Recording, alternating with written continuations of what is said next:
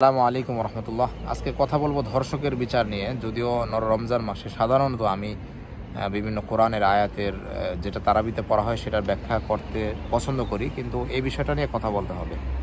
সেটা হলো, আমাদের দেশে অতি সম্প্রতি 2-1 দিন আগে একটা ঘটনা ঘটছে। সেটা হলো 8 বছরের একটা শিশুকে ধর্ষণ করা হয়েছে এবং যেটা করছে তার আপন লোক, তার দুলাভাই।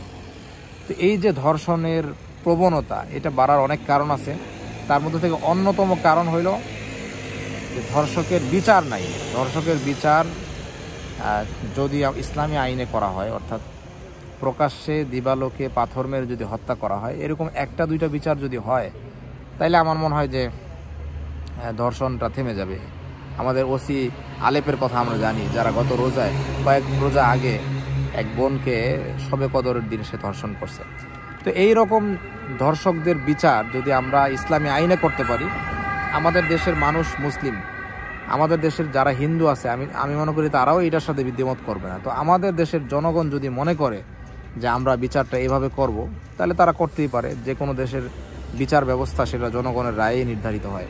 আমাদের দেশে যে বিচার ব্যবস্থা আছে সেটা নিয়ে পরে একদিন কথা বলবো। আমাদের এই দেশের বিচার ব্যবস্থা নিয়ে বিস্তারিত কথা বলার আছে।